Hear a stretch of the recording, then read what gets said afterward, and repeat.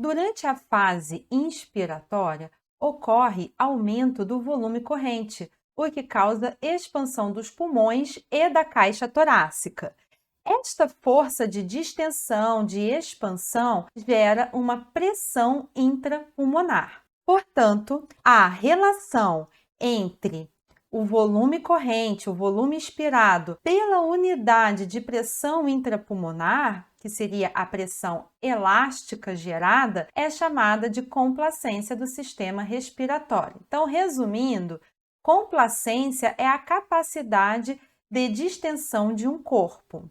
Na presença de PIP, a variação de pressão resultante do aumento do volume é a pressão alveolar subtraída do valor da PIP total. A pressão alveolar, a que mais se aproxima desta pressão, é a pressão de platô. Portanto, para calcular a complacência estática do sistema respiratório, vai ser necessário realizar uma pausa inspiratória para a obtenção da pressão de platô. Vamos ver isso na prática, lá no simulador. Então, agora, utilizando o SDVM, vamos fazer o cálculo da complacência do sistema respiratório para este paciente simulado. Uma observação: na avaliação da complacência do sistema respiratório, não é necessário que se tenha fluxo constante, tá? Então, não precisa uma onda de fluxo quadrada, como no caso para o cálculo da resistência de vias aéreas.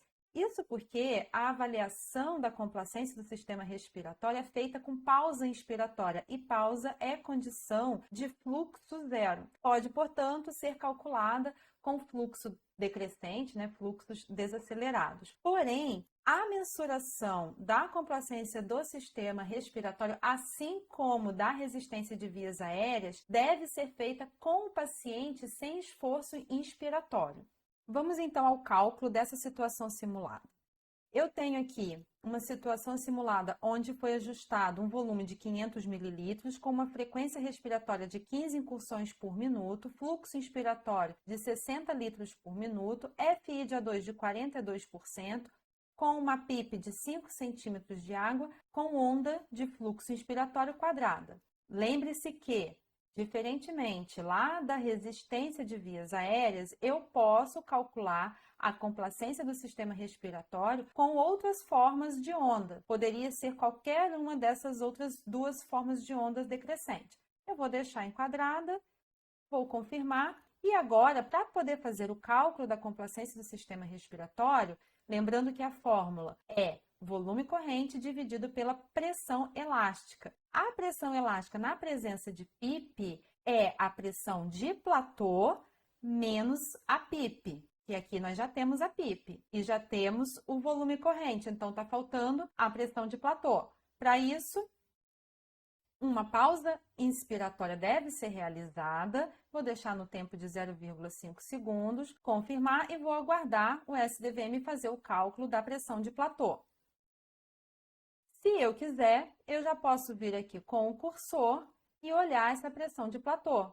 Observe que a pressão é igual a 13,37. O SDVM arredondou para 13,4 centímetros de água. Então, agora, vamos fazer a conta, colocar na fórmula os valores obtidos. Eu vou pausar e vamos fazer o cálculo.